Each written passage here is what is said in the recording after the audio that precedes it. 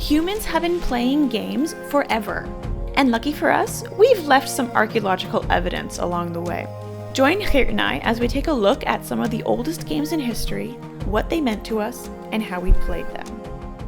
Are you wearing my sweater? No, we just have the same clothes. Next episode, I'll be wearing that top.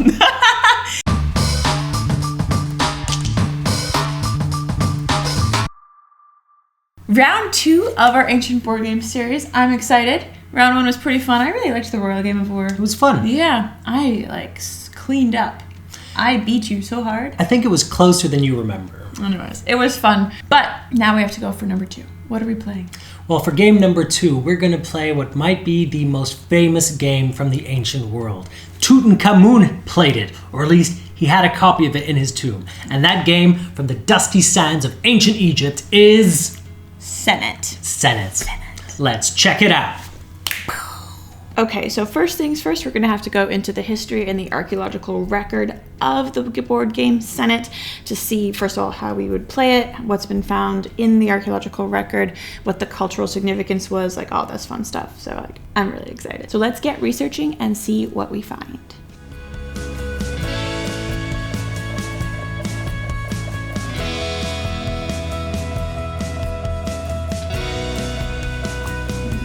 So Senet is perhaps the best known ancient Egyptian board game. The first mentioning of it comes from the tomb of Prince Rahotep from the 4th dynasty, which is also where we get the first mentioning of the ancient Egyptian game Mehen, which we'll be playing next week. Also, like Mehen, it seems to have very strong connotations with the afterlife. There's mentioning of it in the coffin text in the Book of the Dead. It's painted on tomb walls, it's everywhere. If we're looking at the actual ancient Egyptian word of Senet, which is Zenit, it means passing, which probably refers to the passing of the pieces around the board. Archaeologically speaking, the earliest references we have are written records. We don't have any actual physical boards that date from the earliest references. They're more from a couple hundred years later. There's actually a hieroglyphic sign that depicts the Senet board, so that's how popular it was. It's this little square with all these little pegs on it that look like a Senet board from the side. That sign has been found as early as 3000 BCE, but we don't have any board games, physical evidence of this game, until about the 5th dynasty, which is about 2500 BCE. So there's a couple hundred years there where we have reference to the game, but we don't have any physical evidence of the game. And I'm talking more full sets of the board game. We have found fragmentary pieces of the board games, for example, in Abydos, dating from the 1st century, which makes that date range a little bit closer to that hieroglyphic sign. There's another possible Senet board that was found at Abu Roash, which I'm super excited about because that's the site that I wrote my thesis on. So that's so cool. It was not found by the Dutch, unfortunately, so we don't have it here. It was found by the French team up on the hill, whereas the Dutch were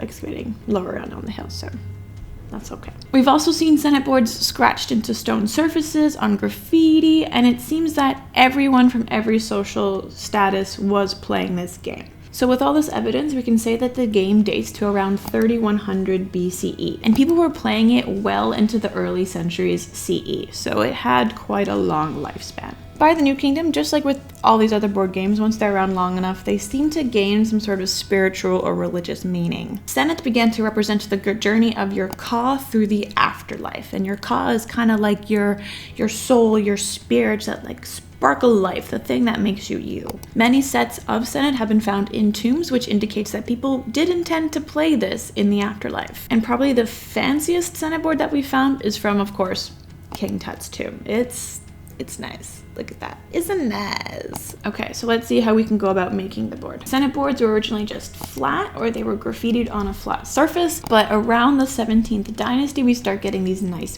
boxes of Senet. So just more like the ones that we're used to seeing in museums. There are these nice boxes with all the pieces inside of a drawer, which is in the box. The boards did seem to change orientation over time, but as the New Kingdom came around, it seems to have gone back to the old way. So we're gonna play it the old original way. And the really cool thing about these Senet boxes is that usually on the other side, there would be the Game of 20 or the Royal Game of Ur. So it was kind of like your very first multi-game box. You know how you'd get those where the boards, 2 different boards on either side? This is the first evidence of that.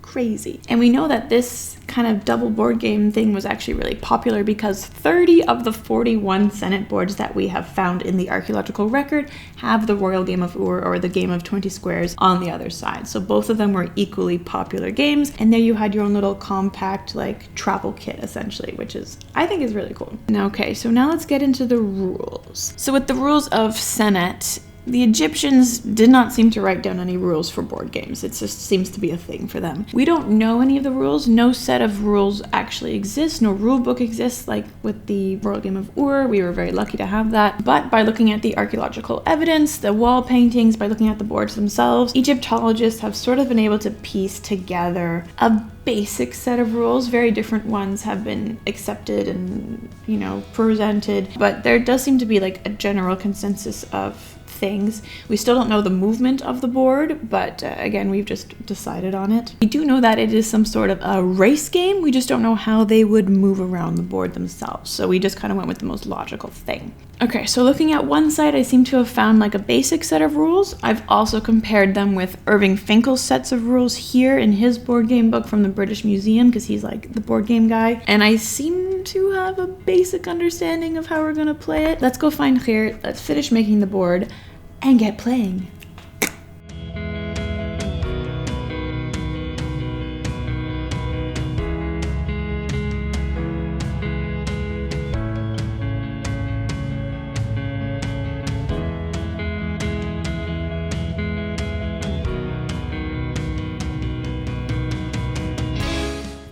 So let's get into the design of Senet. Senet is one of the few games I'd actually heard of before. And as usual, the first thing we do is some research. We go into Google and we type Senet. Go into images and you immediately see some beautiful examples of the game of Senet. This blue one ended up being very inspiring, but in the end, the one that is a lot closer to what we did, this green one is gorgeous too. So here you see the game is essentially a row of grids with a raised thingy and a box on it. And so we get to using our box designer. For this one, I actually went and looked at some museum examples and found the measurements that they used and adjusted that and cut a box the right size and put all the pieces together, and it ended up looking like this. So here we have the bottom of the box, the top of the box. Each side put some beautiful hieroglyphs on it for effect, and these are our attempt at throwing sticks, because ancient Egyptians didn't use dice at this point. They used throwing sticks. As far as I can tell, no one really knows how to use them, but they just make up ways to do it. We were going to engrave some graphics on it using the laser cutter, but we decided in the end it would look cooler if we burned it on, which is what they looked like in a set that I found from the Louvre. These are the Senet sticks we decided to try and replicate. For the top part, we decided to have the grid raised up on top for the pieces. Making boxes is fun, but the only thing more fun is making boxes inside boxes. And all the beautiful old Senet sets have these little drawers that would keep the pieces. So we made one of those as well, which is essentially just a box that's slightly smaller and that fits inside the other one. And here it is. I made a little handle. This is the bottom of the drawer. Put some designs on it as well. And here, the front of the drawer. And these holes is where the little handle is gonna go. And here's the drawer as well with the birds. All this artwork as well. Again, I wanted to make it myself, and then I balked when I realized how bloody hard it was gonna be. So again, like in the other game, we used artwork from Thingiverse. So I want to give credit to the creator. This one was from the Glowforge community. And this is made by this person, who's ARH2, who shared the designs. Something really nice about the maker community is that everyone shares a lot of stuff. And it's important that we give them credit and they share it out of love. In the end, I found this after I designed all the pieces, and it would have saved a lot of time, because this is all ready to go. This would have just been a ready to print, ready to cut set. But in the end, all we did was lift some of the artwork. And there was a bit of controversy about which hieroglyphs to put here, because different sets had different pieces. But we figured the game was played over a long period, and so over different time, it would have changed. Doesn't mean we wouldn't argue about it. Raven and I still argue whether the game is called Clue or Cluedo. The answer is Cluedo, but we make it work. Is it Reverend Green or Mr. Green? It's Reverend Green. Okay. Mr. Green. It's a British game. They get to choose the names. And that's how you make Senet. Oh, and then no, there was more to it, because in the end we decided we were going to cut the pieces in 3D. I got this beautiful 3D printer for my birthday. I've just been learning how to use it.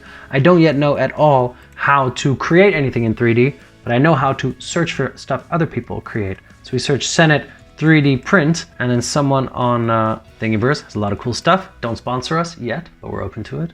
Egyptian game is Senet, pieces made by 3E8, and we cut them out.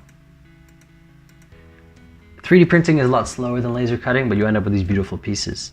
All the pieces are designed. We're gonna send it to the laser cutter, send the other stuff to the 3D printer, and let's see what it looks like.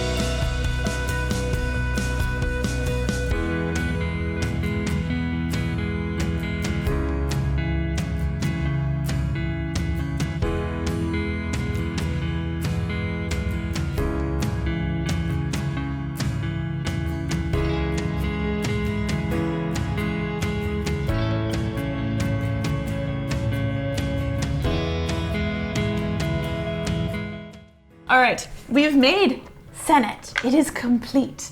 And I think it looks pretty good. I think it's gorgeous. You've painted it beautifully. Thank you. And you did a great job of staying away while I painted it. And I made a drawer. You made a drawer. And the 3D printed pieces also look amazing. So you did a great job on that. I'm very excited to play this. It's an objet d'art. It's an objet d'art. You know, I think all of them are becoming objet d'arts. No. But will it be an objet de jouer? Ooh. We'll put subtitles in. Now it's time to play the game. Raven? Yes. I challenge you to a game of Senet. I accept. Only because I can beat you again like I beat you in the Royal Game of War. Well, I'll see you on the battlefield. Yes. It will be decided. If you like that video, go ahead and smash that like button down below. Don't forget to smash that subscribe button down there as well to make sure you don't miss our playing video of the game of Senet, our whole playthrough and a review. And click the little bell. You're learning. Aww. Then you get notifications. Exactly. Big thank you to all of my patrons over on Patreon. If you want to support the channel in another way, go ahead and become a patron on Patreon. You get some really cool stuff like a print-at-home version, exclusive Dig It With Raven print-at-home, play-at-home version of Senet, of the Royal Game of War, of every ancient board game that we are playing, so you can play along with us, which I think is pretty epic. So I love that. Great deal. And as always, stay dirty, my friends.